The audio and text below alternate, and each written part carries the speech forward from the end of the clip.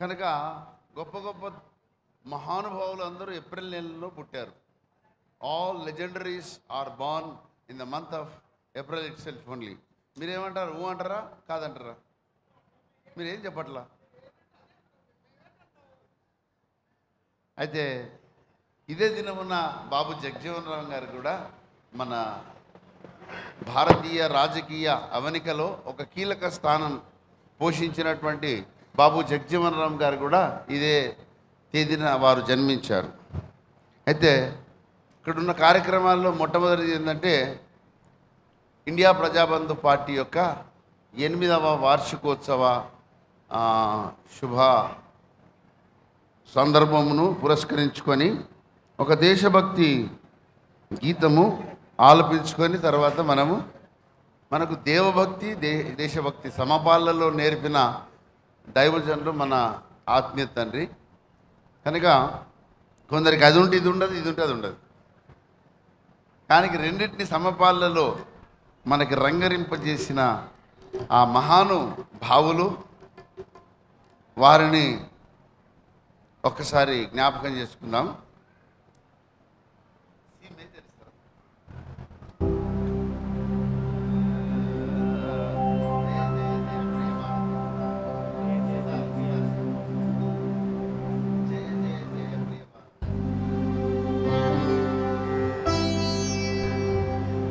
మన దేశంలో దేశభక్తి గీతాలను మరి మనకు అందించిన ధన్యులు మన తెలుగు వారే కావడం మనకెంతో ముచ్చట, ఎంతో ఆనందం, ఉదావహం. దేవులపల్లి కృష్ణశాస్త్రి గారు వారు అద్భుతమైన మరి సాహిత్య సేవలను అందించిన గొప్ప వ్యక్తి. వారు రాసిన ఒక చిన్న చరణం పాడుకుందాం. జయ జయ జయ ప్రియ భారత జనయిత్రీ దివ్యదాత్రీ, జయ జయ జయ శత సహస్ర నరనారి హృదయ నేత్రీ, జయ జయ జయ శత సహస్ర నరనారి హృదయ నేత్రీ, జయ జయ జయ ప్రియ భారత జనయిత్రీ దివ్యదాత్రీ.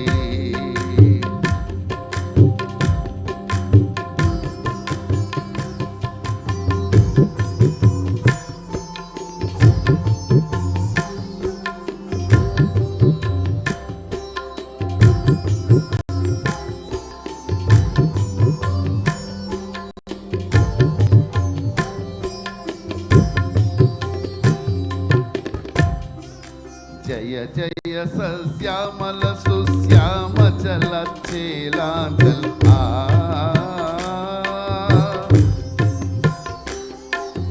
జయ జయ సశ్యామల సుశ్యామ చల చేలాంచల, జయ వసంత కుసుమలత చలిత లలిత చూర్ణ కుంతల, జయ వసంత కుసుమలత చలిత లలిత చూర్ణ కుంతల, జయ జయ జయ ప్రియ భారత జనయిత్రీ దివ్యదాత్రీ,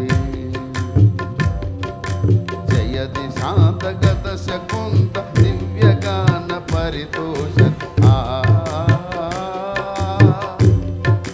జయ దిశాంతగత శకుంత దివ్యగాన పరితోషన్, జయ గాయక వైతాళిక గళ విశాల పద విహరణ, జయ మదీయ మధుర గేయ శృంభిత సుందర చరణ, జయ మదీయ మధుర గేయ శృంభిత సుందర చరణ, జయ జయ జయ ప్రియ భారత జనయిత్రీ దివ్యదాత్రీ, జయ జయ జయ శత సహస్ర నరనారి హృదయ నేత్రీ, జయ జయ జయ శత సహస్ర నరనారి హృదయ నేత్రీ. ఒక్కసారి దేవులపల్లి కృష్ణశాస్త్రి గారికి చప్పట్లు కొడదాం. అలాగే దేశభక్త డాక్టర్ అద్దంకి రంజిత్ తోఫీర్ గారి యొక్క మరి మాతృ సమానులు పెద్దక్కయ్య గారు, చిన్నక్కయ్య గారు వచ్చారు, సంతోషక్క, కమలక్క గారు. కనుక వారికి స్వాగతం, సుస్వాగతం. ఈ సమయాన్ని ఏమాత్రం వ్యర్థం చేయకుండా నేరుగా ఈ కార్యక్రమ ప్రారంభంలోనికి మనం దూసుకొని పోదాము. ఈరోజు మరి డాక్టర్ బాబు జగ్జీవన్ రామ్ గారి యొక్క జన్మదినాన్ని పురస్కరించుకొని వారి చిత్రపటానికి మరి సన్మానము, గౌరవము చేసే కార్యక్రమం ఉంది.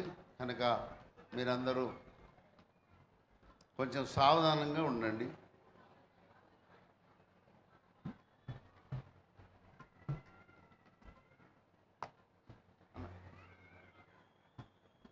దయచేసి అందరం లేచి నిలబడదాం.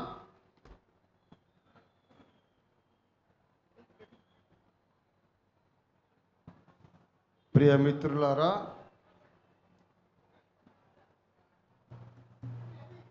దయచేసి ఈ సమావేశానికి విచ్చేసినటువంటి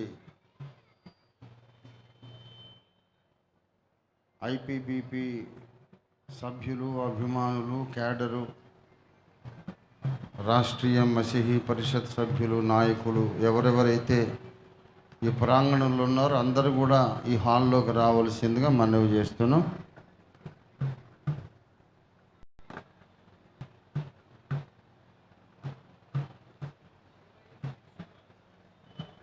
ఈ దినం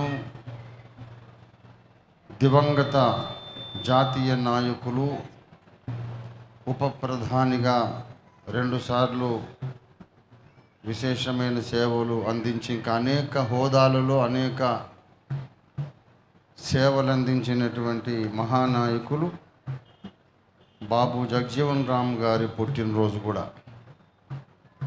కనుక వారికి నివాళులు అర్పించడానికి అక్కడ మనందరం కూడా సమావేశమై ఉన్నాం. ఇది మన విద్యుక్త ధర్మం.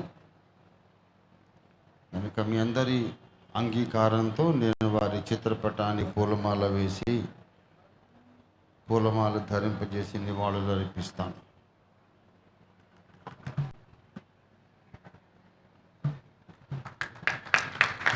అమర్ రహే, అమర్ రహే బాబు జగ్జీవన్ రామ్, అమర్ రహే, అమర్ రహే, అమర్ రహే. సాధిస్తాం, సాధిస్తాం. బాబు జగ్జీవన్ రామ్ గారి ఆశయాలను సాధిస్తాం.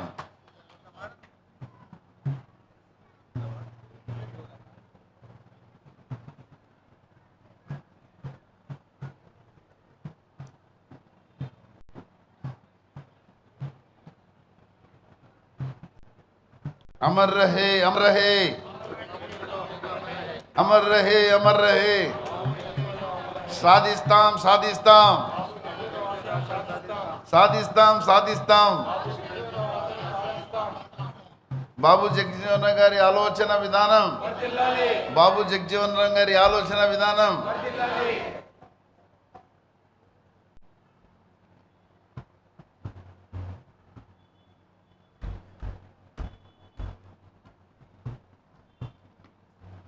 చప్పట్లు కొడదాం అందరం.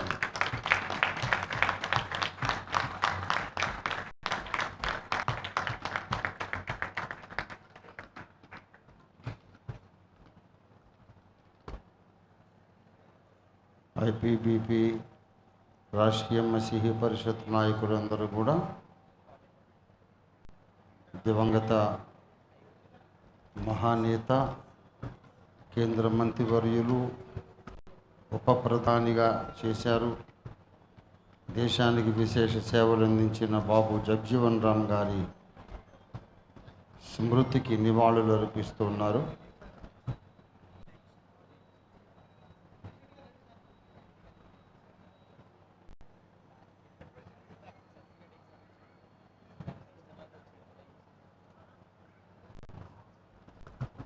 దేశం ఎన్నటికీ మరచిపోలేని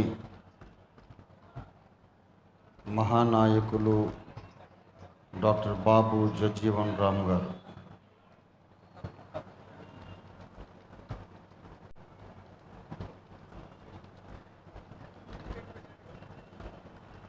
దేశం ఎప్పటికీ మరచిపోకూడని నాయకుడు ఆయన.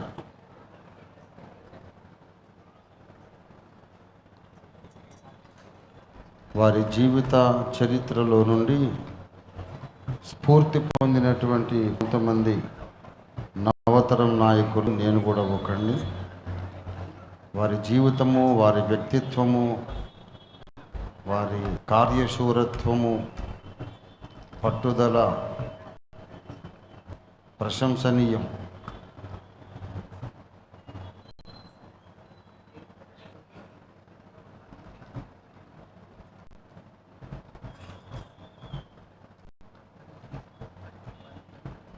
పంతొమ్మిది 1935లోనే ఏర్పడిన రాజ్యాంగ సభలో వారు సభ్యులు.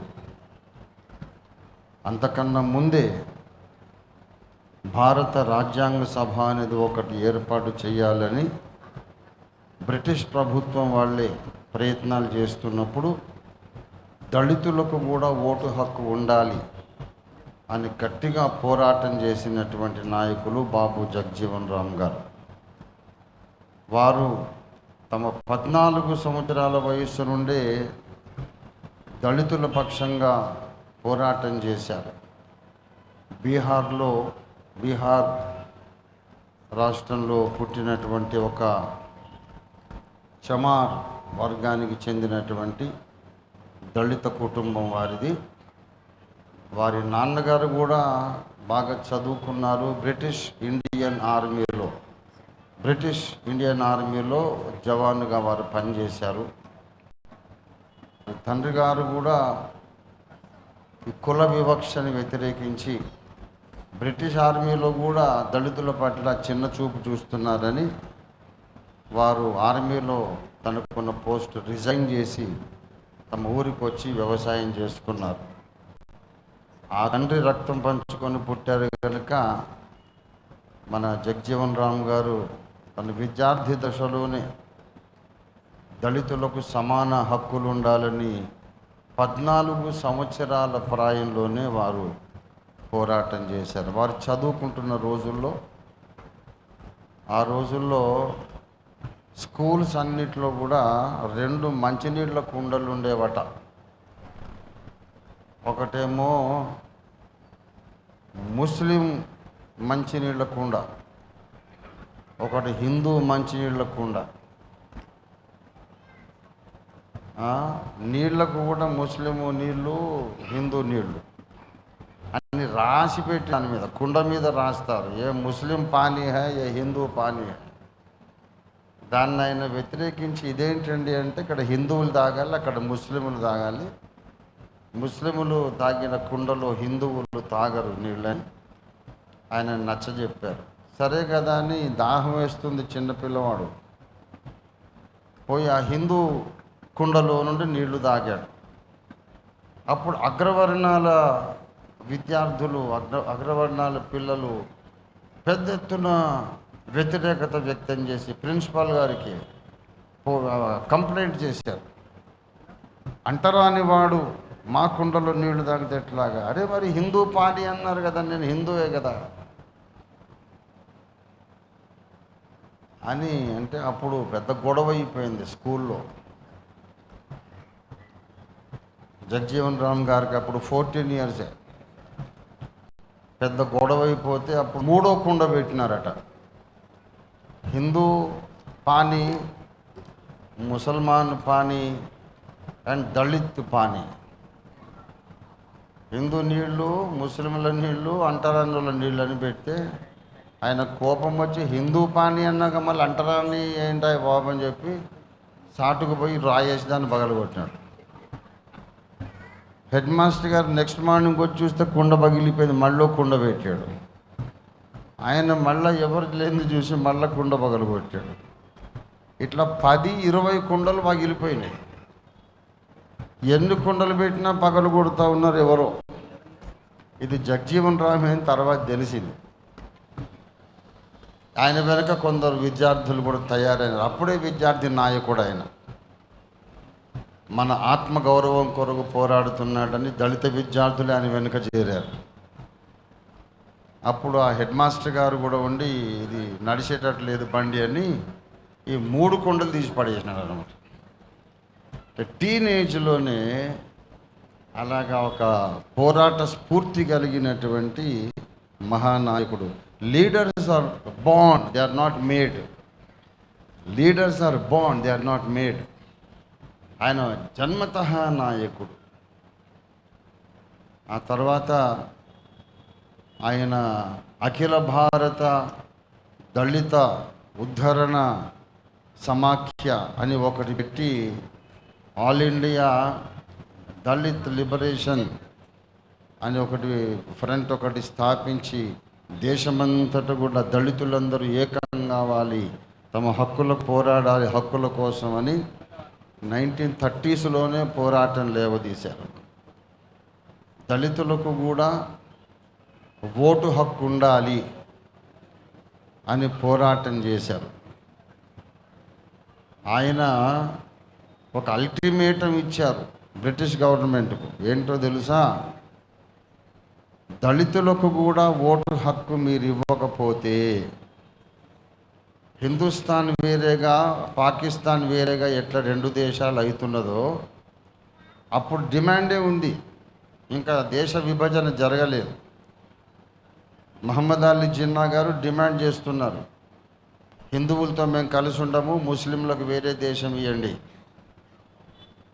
అంటే ముస్లింలు దేశానికి 2 పక్కలు ఉన్నారు, తూర్పుకు పడమరకు ఉన్నారు. ఎలాగంటే అలాగే ఉండని, ఈస్ట్ పాకిస్తాన్ వెస్ట్ పాకిస్తాన్ ఉండని, మధ్యలో ఇండియా ఉంటుంది కదా అంటే ఉండని, మేమేదో తిప్పలు పడతాం అని మొండిగా మాట్లాడుతున్నారు మహమ్మద్ అలీ జిన్నా గారు.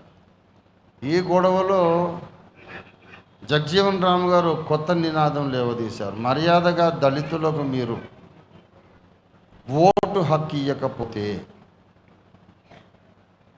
ఒక పక్క ఏమో పాకిస్తాన్ డిమాండ్ నడుస్తూ ఉంది. అన్నాదురై గారు ద్రవిడస్థాన్ ఏమన్నారు, ద్రవిడస్థాన్ డిమాండ్ అన్నాదురై అప్పుడు చేశారు. Pakistan demand, Dravidasthan demand. మాకు ఓటు హక్కు ఇవ్వకపోతే నేను దళితస్థాన్ అనేది డిమాండ్ చేస్తాను, జాగ్రత్త అని ఆయన అల్టిమేటం ఇచ్చారు. అంటే అంత స్ట్రాంగ్ లీడర్ అన్నమాట ఆయన. కనుక వారి ఒత్తిడికి లొంగి మరి బాబాసాహెబ్ అంబేద్కర్ చేసిన పోరాటం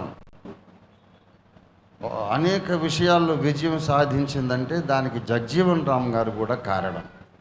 ఎప్పుడు మనం బాబాసాహెబ్నే జ్ఞాపకం చేసుకుంటాం, కానీ వెన్నుదన్నుగా ఉండి ఈయనేమో కాంగ్రెస్ పార్టీ మెంబర్.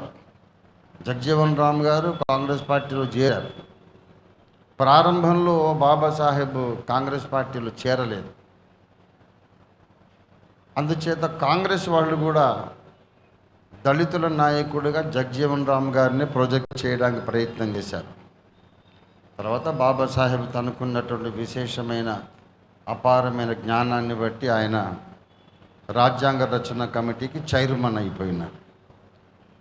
ఆ సమయంలో కూడా బాబాసాహెబ్ను ఎంతగానో బలపరిచి ప్రోత్సహించినటువంటి విప్లవమూర్తి మన బాబు జగ్జీవన్ రామ్ గారు. ఆనాటికి ఈనాటికి ఇండిపెండెంట్ ఇండియాలో చెదరకుండా నిలిచిపోయిన రికార్డు ఒకటి ఉంది ఆయనకి. 38 సంవత్సరాలు సుదీర్ఘ పార్లమెంటరీ జీవితం. ఆయన పార్లమెంటు సభ్యునిగా, కేంద్ర మంత్రిగా, ఉప ప్రధానిగా అనేక వివిధ హోదాల్లో 38 years అంత లాంగ్ టైం పార్లమెంటేరియన్గా ఉన్నవాళ్ళు ఈ రోజుకి కూడా ఇంకెవ్వరు లేరు. ఇప్పుడు కూడా ఇంకెవ్వరు లేరు. ఈవెన్ టుడే ఆ రికార్డ్ అట్లానే ఉండిపోయింది. కనుక జగ్జీవన్ రామ్ గారి యొక్క జీవిత చరిత్ర ఒక చిన్న పుస్తకంగా ప్రచురించి ఇండియా ప్రజాబంధు పార్టీ పక్షంగా పాఠశాలల్లో, కాలేజీల్లో పంపిణీ చేయాలనే ఒక సత్సంకల్పం ఈ దినం ఇండియా ప్రజాబంధు పార్టీ తీసుకుంటుంది.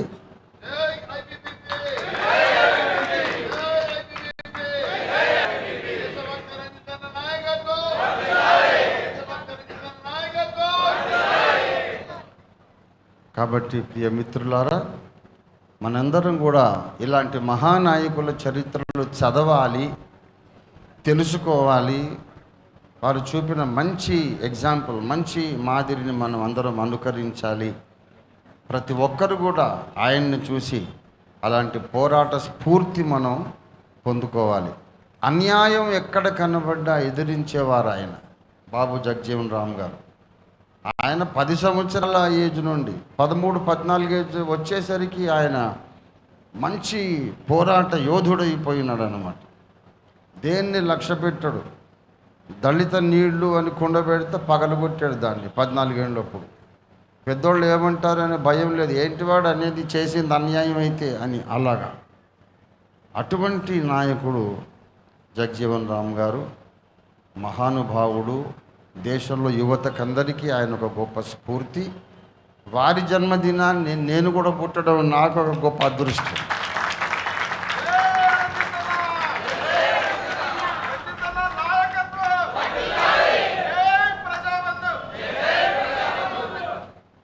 జగజ్జీవన్ రామ్ గారు పుట్టిన రోజు నేను పుట్టాను, ఏప్రిల్ 5వ తారీఖు. చాలా సంతోషం. నాకు చాలా అతిశయ కారణం. ఎప్పుడు తలుచుకొని మురిసిపోతూ ఉంటాను. ఆయనలో కాలిగోటు కూడా మనం ఇంకా సరిపోమనుకోండి, ఏదో తలుచుకొని మురిసిపోవడానికి, సంతోషపడడానికి. దేవునికి స్తోత్రం. మరి వయస్సులో వారు మా నాన్నగారి కంటే 4 ఏళ్ళు పెద్దోడు. మా నాన్న పుట్టినప్పటికంటే 4 ఇయర్స్ ముందు పుట్టాడు. కనుక ఆ విధంగా వారి పట్ల నాకు ప్రత్యేకమైన మానసికమైన అటాచ్మెంట్ అనేది ఏర్పడింది. కనుక వారిలో నుంచి స్ఫూర్తి పొంది, వారి ఇచ్చిన స్ఫూర్తితో ఇంకా అనేక మంది మహానాయకులు, బాబాసాహెబ్ అంబేద్కర్, మహాత్మా గాంధీ, నెహ్రూ గారు, మోతీలాల్ నెహ్రూ గారు, నేతాజీ సుభాష్ చంద్రబోస్, అల్లూరి సీతారామరాజు గారు, భగత్ సింగ్, రాజ్గురు, సుఖదేవ్, ఇలాంటి నాయకులందరితో పాటు బాబు జగజ్జీవన్ రామ్ గారు కూడా ఇచ్చిన స్ఫూర్తితోనే ఇండియా ప్రజాబంధు పార్టీ ఏర్పడింది. వాళ్ళందరి ఆశయాలు నెరవేర్చడం మన కర్తవ్యం, మన జీవిత ధ్యేయం. అందుకు మనందరం పునరంకితమవుతున్నాం. అందరికీ నమస్కారాలు. ఒక్కసారి అందరం చెబుతాం, జై భీమ్, జై భీమ్. అందరికీ నమస్కారాలు. కూర్చోండి దయచేసి.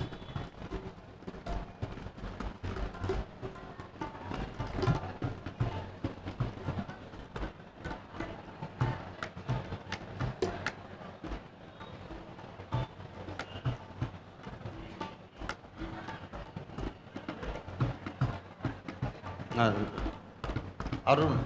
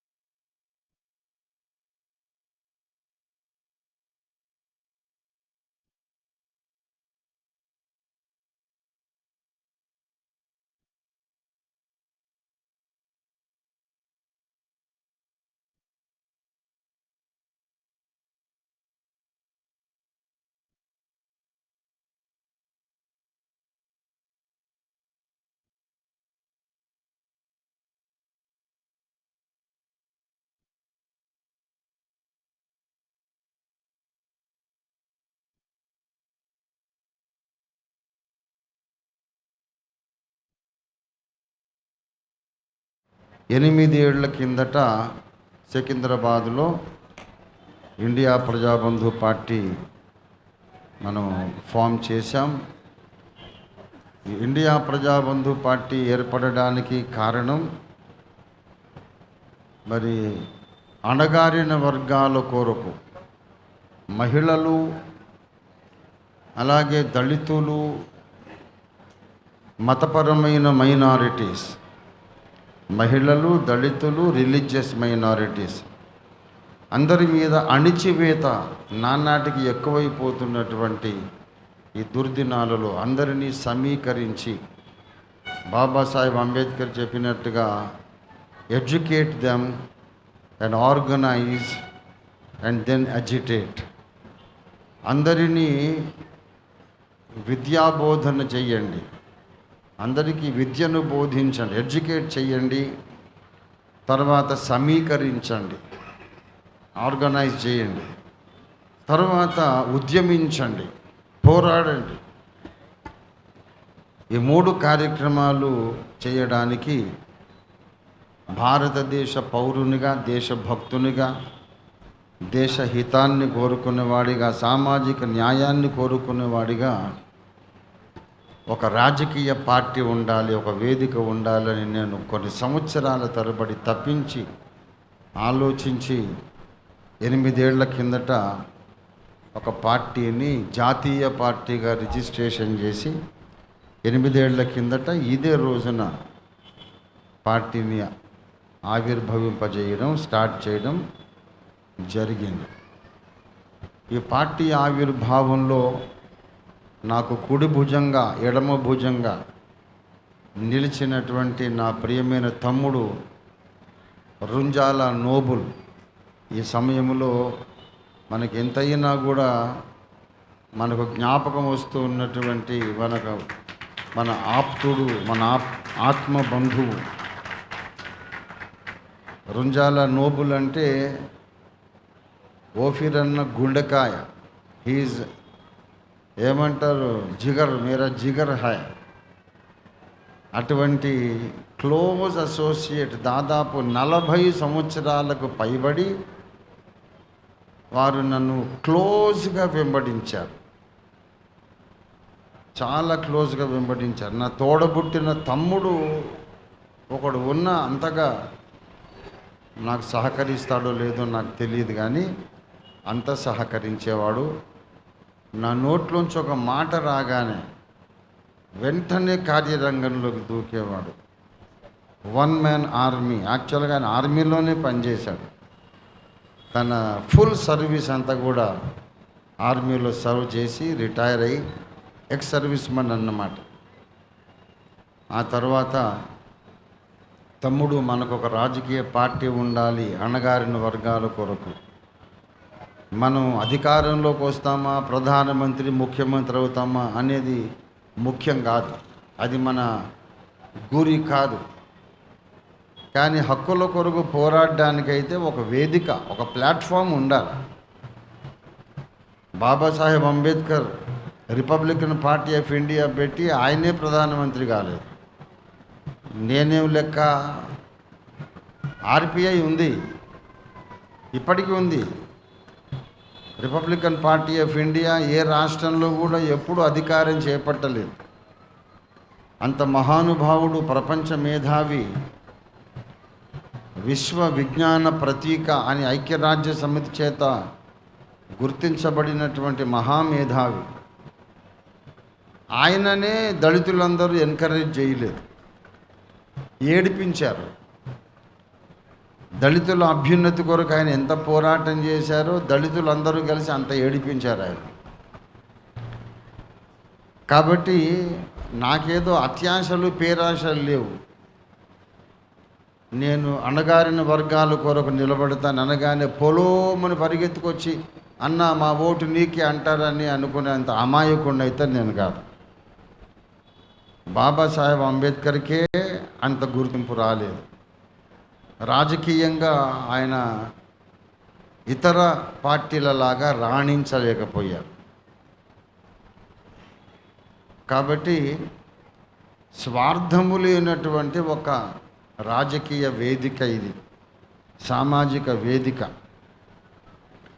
ఎక్కడైనా అన్యాయం జరిగినప్పుడు ప్రశ్నించడానికి చట్టసభలోనికి కొంతమందినైనా పంపిస్తే అన్యాయాలు జరిగినాయని రోడ్డు మీద టెంట్ వేసి మాట్లాడే కంటే అన్యాయం జరుగుతోందని చట్టసభలో, అసెంబ్లీలో, పార్లమెంట్లో మాట్లాడితే దానికి గుర్తింపు ఉంటుంది అనే సదుద్దేశంతో ఇండియా ప్రజాబంధు పార్టీని ఏర్పాటు చేశాము. 8 సంవత్సరాలు అయిపోయింది. ఇది చాలా సంతోషకరం. మరి మీరు పార్టీ పెట్టి ఏమి సాధించారండి అని అమాయకులు ఉన్నారు. పంజాబ్లో ఒక 5గురు, ఛత్తీస్గఢ్లో ఒక 5గురు, యూపీలో ఒక 5గురు, మనకు స్థానిక సంస్థల్లో, లోకల్ బాడీస్లో సర్పంచులు, ప్రెసిడెంట్లు, మున్సిపల్ కౌన్సిలర్లు, ఇట్లా మొత్తం ఒక 15 మంది మన పార్టీ వాళ్ళు ఎన్నిక చేయబడ్డారు.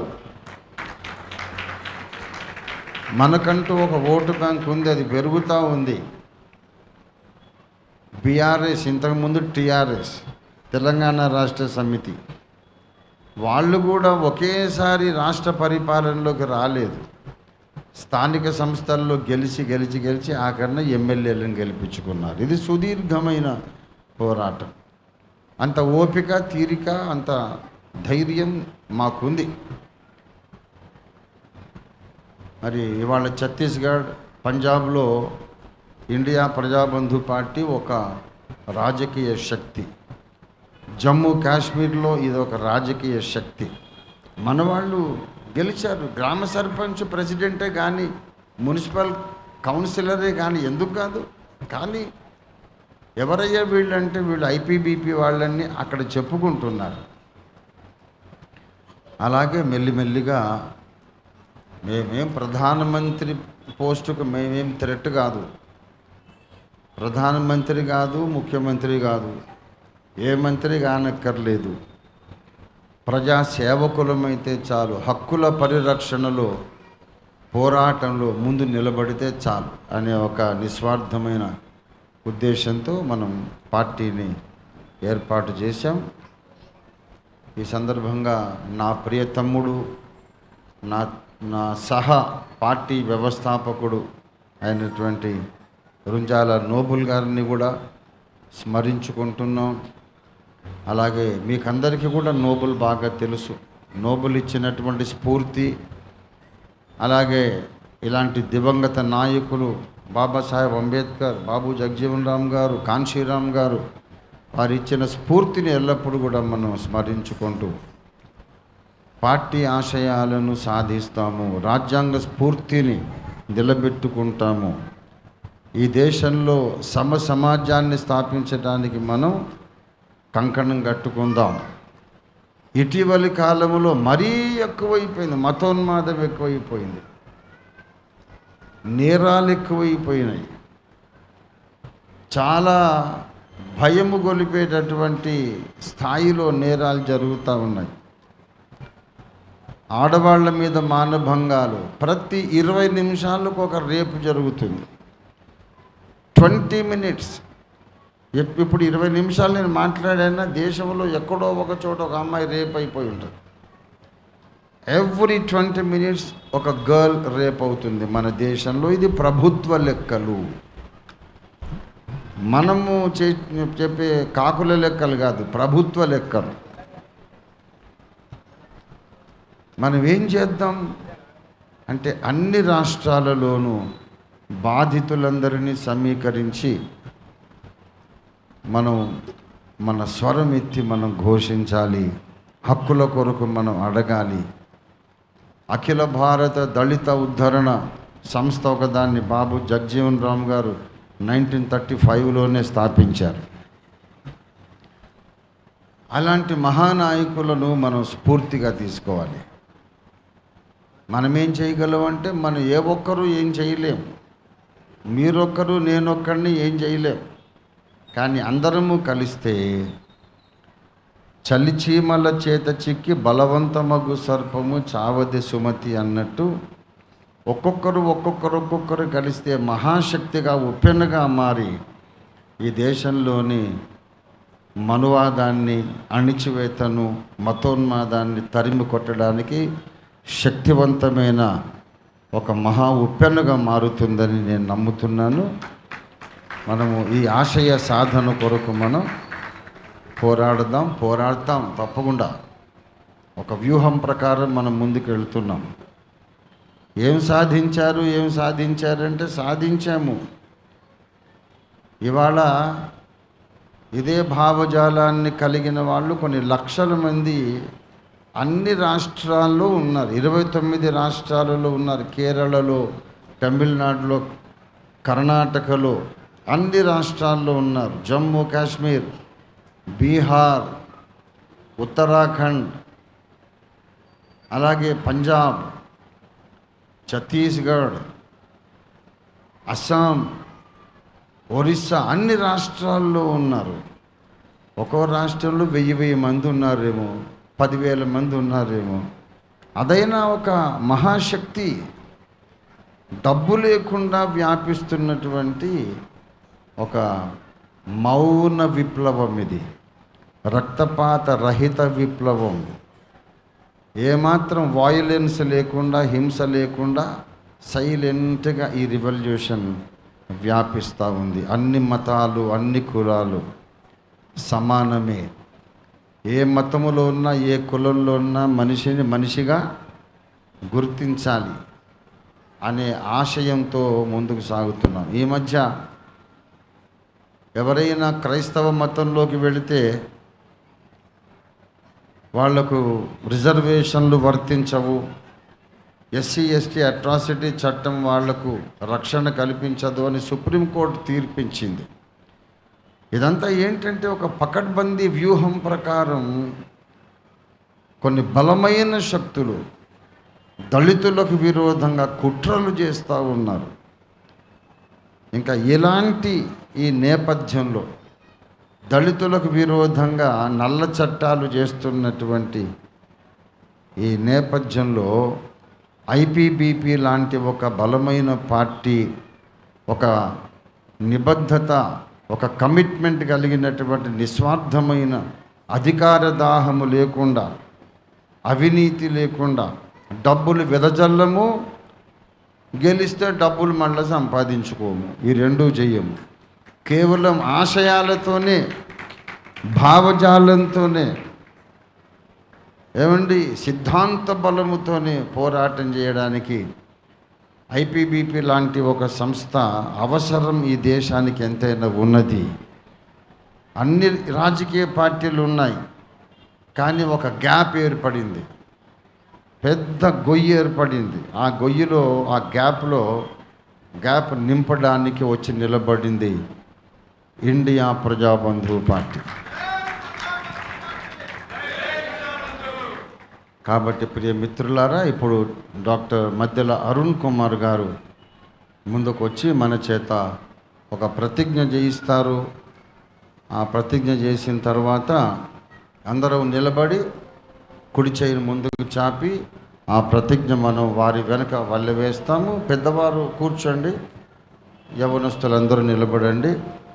ఆ తర్వాత ముగింపు జాతీయ గీతంతో మనం ముగించుకుందాం.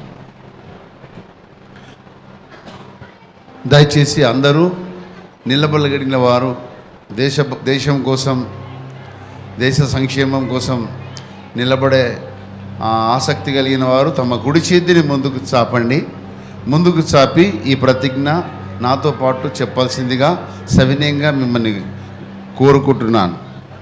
నేను ప్రజాబంధు పార్టీ సభ్యుడిగా